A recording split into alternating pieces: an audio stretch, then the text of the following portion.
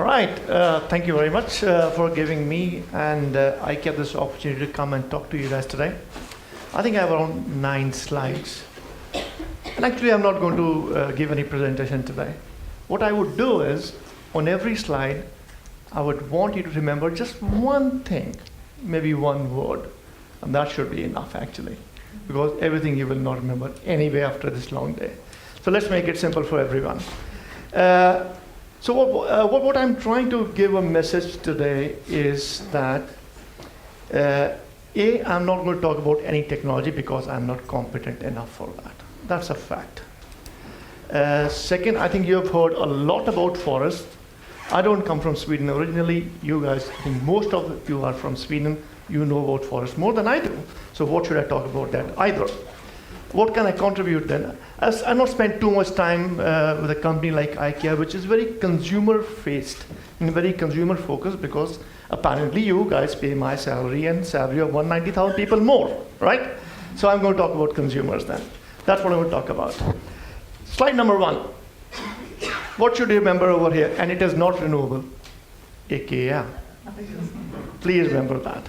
I think Ingvar would be turning around in his bed right now at 91. But I mean, why IKEA?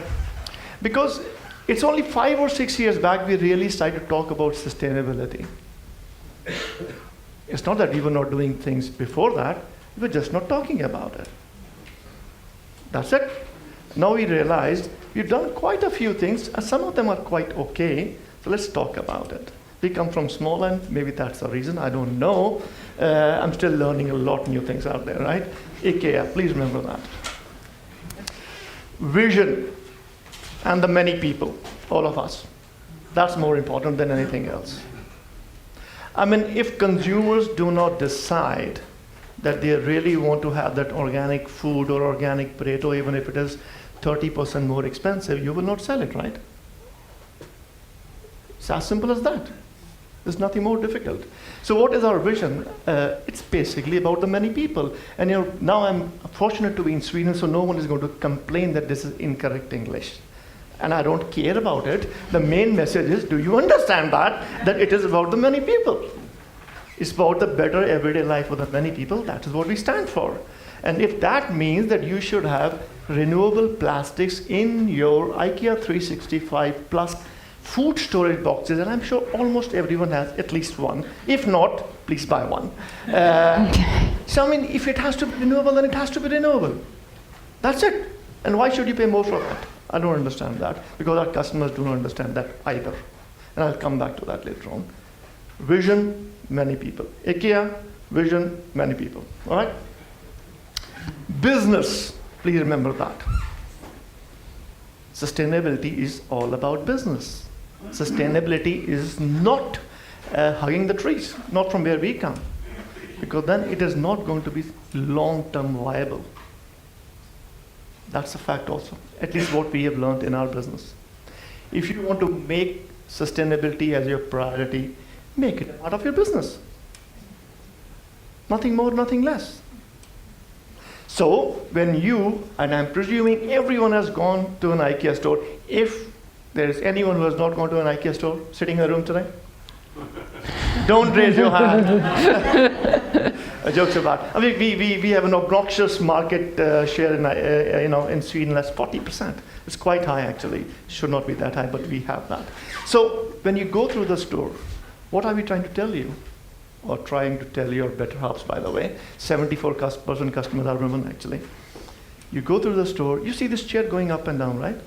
We're telling you, please trust us to do the job on quality. And that the chair will not fall. Function. And then you pass through, you come to bookshelves, the old Billy, you come to sofas, and you sit down. And some people sleep as well. That is also okay. We're trying to tell you, feel the product before you buy it. That's part of our business. And low price and sustainability, take it for granted. We are not there. We likely will never be there 100%. It's a journey, right? All of us understand that. But trust us that we will try to do our best. Simply, that is a business. Nothing more, nothing less. Now, this one comes to bore you to the death, actually. And please don't focus on climate change. We've talked a lot about that. Focus on the line underneath that. And what does it say? It should strengthen economies because it's about business. Long term, it is about business. I think we were talking about the availability of resources, right? That's the most unsustainable business to be in if you don't have resources at all, actually. And that it's about building a cleaner, fairer, and more prosperous future for all. Please remember that. Cleaner, fairer, prosperous economy, which links to business. That's it, which links to the vision. And maybe it links to IKEA. That's about it. And there are other numbers over there. You will have it. On the extreme left side, you see those 600 million and that kind of stuff. Quickly, I think they will talk about financing and funding and those kind of questions. Just to take our small responsibility, we built 2 funds, €1 billion each, not in Sweden, sitting somewhere in Netherlands for obvious reasons, where we are actually trying to see where should we invest, like investing in forestry is one example. We by accident, I think, became the largest private forest owner in Romania now. That was not planned, as I understand. I was not involved. We've been investing in a recycling plant, or a company in Netherlands to push more recycled plastic. That I was involved in. So that was a good step, and we're looking at waste as well. Just to give an example. Commitment. And if you don't remember commitment, remember Peter. That's almost the same, actually. Peter made a commitment, he's a CEO, made a commitment in UN Climate Week in October of 2014 that every plastic product we will sell 2020 will be either made from recycled or renewable plastic. And I can promise you that is not what we had written in the speech. Something happened on the way up to New York, but that was a good thing that happened, actually. 2014, and now we're almost in ending 2017, in 3 years, we've converted approximately 44% of our plastic products we buy into either recycled or renewable. And we are not expecting our customers, and you are not paying 30% more. If it is exactly the same purchase price, no. Sometimes we have a challenge, but not always. Commitment, and Peter, or both. Material innovation now, and you can remember this pentagon. Basically, there are 5 corners: price, of course, quality, function, form, and sustainability. 5 things which actually constitute our business model, long story short. It is all about new materials, new technologies, or a sum of together. Sometimes new materials need new technologies to actually make them into the product you buy. It is not a straight line method. And one of the things, and I'm not trying to complain even if it will sound like that, is when I'm talking to colleagues, in the value chain, and you start to wonder, what the hell was value chain, by the way? It can look quite different, basically, on what you're trying to address, right? One of the things which we realize is that sometimes we put too much focus on the technology black box. The 3 black boxes typically, right? There's a raw material black box. We believe we will have access to that. And the more you go closer to solving the technology, you realize, shit, that is not solved yet. It's too expensive. So there's there's a raw material black box. Could be the corn or the soy or the wood or anything it could be, which can give you access to some sort of carbon and hydrogen. That much I've learned in chemistry, by the way. And there's sometimes some oxygen built in as well. That's okay. But then there's a raw material part, there's a technology part, but there has to be a customer part, right? And often what we do not fully appreciate, and that has been our very hard learning last 5 years, we want to bring in more novel materials to the market. Fantastic. But that novel material does not work the same as the old fossil-based material when you start to produce that box. It's a nightmare. Believe me, it's a nightmare, because all those fantastic product development teams, they're so used to my polypropylene copolymer, yadi bladi yadi. And suddenly you come with fantastic biopolymers. What the hell should I do with that? Make the box. It doesn't work. Why? I don't know. This is a reality. So the message I'm trying to say is that there are few things which we sometimes try to, or eventually miss out on when we take this value chain journey, is obviously secure the raw material. It's natural. Often it is more than 50% of your total cost as a final product. Please think about what application are you trying to get to. and start early in the process. I can tell you, if you give me today, this is the polymer, not the plastic granulate. This is the polymer.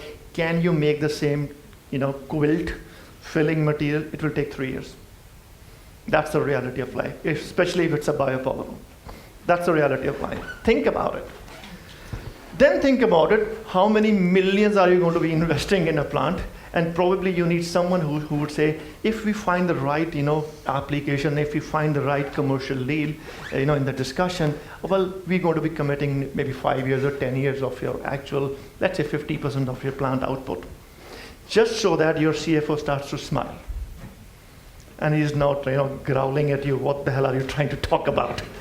What am I going to tell the bankers? They're going to, say, are you crazy?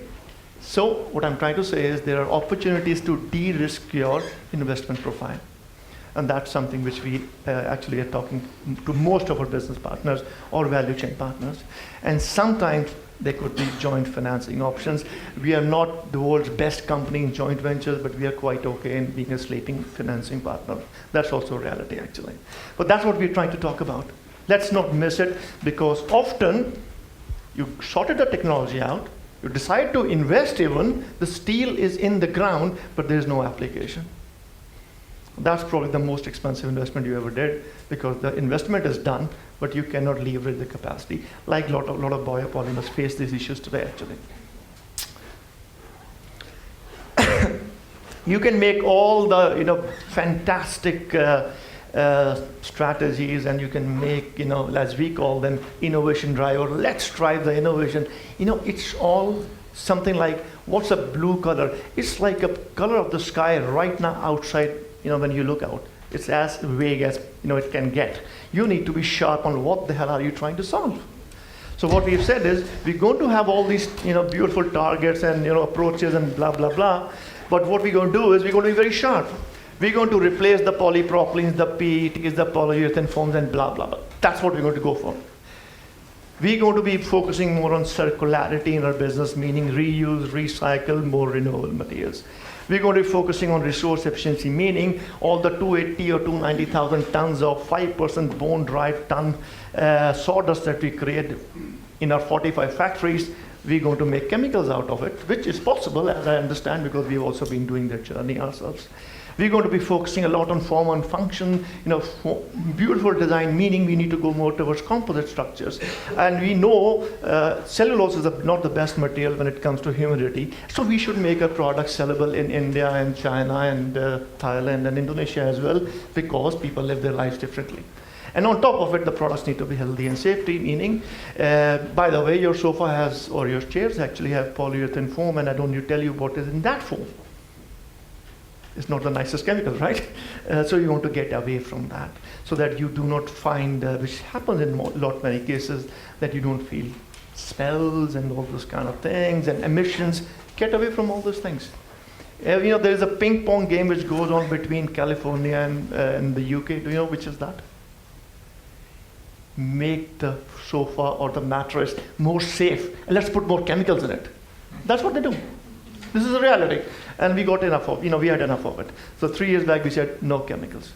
We of course have an IP on that. So now most of our solutions, when it comes to fire retardancy, have zero chemicals.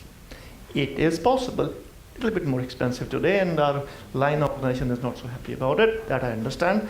But the reality is sometimes you just need to bite the bullet and say, we're going to do it. And it will take time, we just got to do it. Last bit. Often, since I do not have any chemical background or chemistry background, and I almost lied to you that I was very close to failing in high school in chemistry, because I never understood why should I study chemistry. Till the time, after 25 years, I was told, that's what you should do again. And now I'm getting paid for it, so I better do it, right? 4 areas. Normally when I talk to colleagues like you, I say, okay, so you're in biopolymers, means you are into bioplastics, and you do this disposable bags. Yes, but that's like this small percentage. Of course, there's bioplastics around it. We use a lot of glues, wood-based glues, and we are not proud of it. I think we are quite good in terms of living up to the standards, even better than that. Someone told me we are E1 by 3 and the standard is E1 by 2. I said, I'm guessing E is Europe. What is 1 by 2? He said, don't bother about that. 1 by 3 is better than 1 by 2. Fantastic. But the point is, if I have a 2-year-old son, which I had 18 years back, would I want that emissions to affect my son? That's the point. And that's what we try to get away from. Foam, I think I already talked about. That's what we call comfort code, just to make it a little bit nicer. It's a foam, actually. All the mattresses, the sofas, and all those things which should make you feel comfortable, like you're feeling it now. That's what we're talking about. And then the composite structures. And why composite structures? Because on one side, we, I think last year, consumed 1.5% of world's commercially available wood for furniture. And if we go the same path, 2030, we should be around 4.5%. Holy shit. We have a problem at 1.5%. Now imagine a problem at 4.5%. And if I give you a number, which is actually true, don't hold me on it, almost true. Nestan, I've learned to say if you're not sure about it. If you put all the sofas we sell every year, back to back, you go from Stockholm to Milan. Now, that's quite a distance, actually. And all the sofas use a lot of solid wood. And we beautifully cover it with a foam, which we don't love. On top of it, a fossil-based PET non-wooding, which also we don't love. Why should we not put a composite structure over there, right? Which could as well be a biocomposite, right? So these are 4 different areas. So I've seen you not standing up. That's a good sign. I'll go very quickly. IKEA, vision and the many people. Business, cleaner, fairer, more prosperous future, economy, because that is business. Peter, commitment. Peter's better. New materials, new technologies. That's what we are focusing on. Innovation, but with clear targets. No blah, blah, blah. Blah, blah, blah is fine in slide number 1 and 2. After that, it doesn't mean anything, actually. And the 4 areas. Plastic, yes, of course. Limb, comfort materials, composites. That's about it. And the last one, we need options, right? If I have to secure 2 million tons 2030 of plastic materials, and I tell my colleagues or my board, well, let's do it by just cracking the biodiesel which is available in Finland. They're saying, okay, when are you resigning, by the way? That would be the answer. So we need different value chains. Value chains which start with different kind of raw material inputs, have a different technology black box, which we don't understand fully, but meet the same customer with the same applications. Pretty much. That's what it is all about. Nothing more, nothing less. That's IKEA, in short. Okay.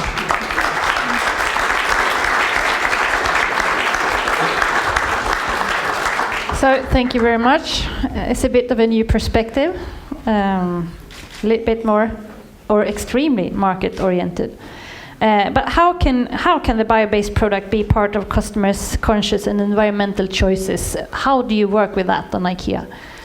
I think the first thing which we try to do is never tell a customer there is a change. The customers don't like change. We tell the customers, my dear customer, you walked in yesterday, you found this pallet of plastic boxes over there. One costed $2.99, including VAT in Sweden is 25% quite high. That's what you paid yesterday. Tomorrow you're going to pay the same amount of money, but 45% of that is renewable content. And I promise you, over the next 5, 7, 10 years, it's going to increase because it's a journey, but you pay the same amount of money. Simple, straightforward. Because customers, we've done a lot of consumer studies, obviously, right? We got 100 million, a lot of you are actually in that group, something called IKEA family members. 100 million out of approximately 320, 330 million accounting transactions, not customers, accounting transactions. 100 million people as an access to, we talk to them. What do you want? A more sustainable life, but we cannot afford to pay you 30, 40, 50% more price.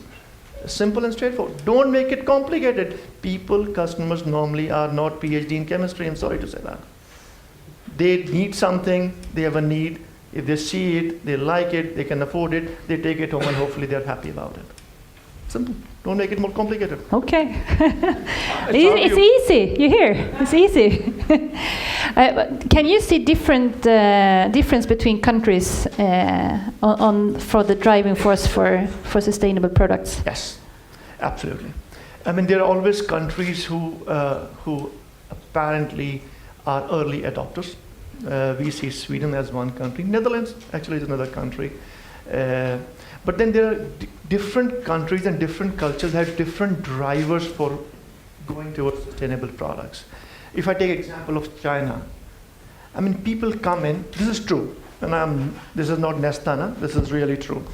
People come in, they actually smell the product. The smell is so important to Chinese customers. So the driver is different. That's just as simple as that. On roughly, if I would say, if you look at Asia minus China, generally sustainability is more looked upon as a business opportunity. Europe, in the different markets in Europe, we see it more resource efficiency and a right conscious to consume responsibility as a drive. In North America, it is totally different. Okay. Yeah, we have a question. Yeah. We finally got a question from the audience. A question to IKEA. When will you start selling function instead of products? Aha, good question actually. Who asked that actually? Perfect. Can we exchange business cards? Perfect for a consumer setting. I love that. Now, well, we have, to be precise, 9,500 unique product numbers in a normal store. Not everything is a standalone product. Some are, which are supposed to be driving things like vitality, activities, and those kind of things. If you look at the major chunk of the products, which are, for example, for your living room, workspaces, kitchen, dining, bed, bath, these kind of things, they're often sold as solutions. So if you buy a wardrobe, something called packs, this way is one article number. The back is, of course, coming free of cost with that, and then nothing's free, by the way. Top and the bottom are different article number. But that's just a structure, right? The solution comes in when you do all those things inside, the in red thing. So that becomes a solution. That's how we sell as a solution. So we have a need to have a balance between both the things. Give and take, 6,000, 6,500 numbers come into solutions, as we call them, and the balance are products, as an example. Yeah, one question and then we'll go on. Yeah, Anders? Can I ask you a question? I don't know how much Swedish you understand, but in my intervention I made a short comment about recycling, reuse, and the point I made based on my experience from recycling industry perspective is that the design is most often not the correct one. So you end up with very, very few opportunities to really upcycle or retain the value. Most often you downcycle. So recycled plastics ends up in flooring or in park benches, to put it very bluntly. How are you working with that? Yes, I think you have a very relevant question. We worked with recycling, especially plastics, for almost 8 years now. When we started, we were naive. We thought 100% would work, didn't work. So very quickly what we realized is that you need to design for recycled material like you need to design for renewable material. It's the same challenge. That was a learning curve for the product development teams to understand that. That was point number one. Point number two, we also realized is that don't start with the most difficult and demanding application you're going to fail in the beginning. Start with applications you believe are relatively straightforward and start to bump up the recycled content, because that you can trace and actually communicate, which also gives a positive energy to the product development teams, because they also want to see success. So with this journey to where we are today, on an average, when we say we have converted 44% of our plastic products into recycled and renewable, major chunk being recycled, the average recycled content today is 70%, which we can trace, because most of that is coming from post-industrial. And now with this acquisition which we did in Netherlands, we're moving towards post-consumer. Because we could have moved to post-consumer 5 years back, but we did not trust their sources. A, we did not trust the traceability of the source, and B, we did not trust the technology were there to actually get a good enough yield for the costs. That's the reason. Okay, thank you. We would like to thank you, Thank you very much. with the inspirational visit book. So we hope to see you back in Westnorrland. I will definitely be, and I was told don't go in June and July. Their mosquitoes are very big over here. Oh, not at the coast. Okay, No. then I'll be here. Thank you very much.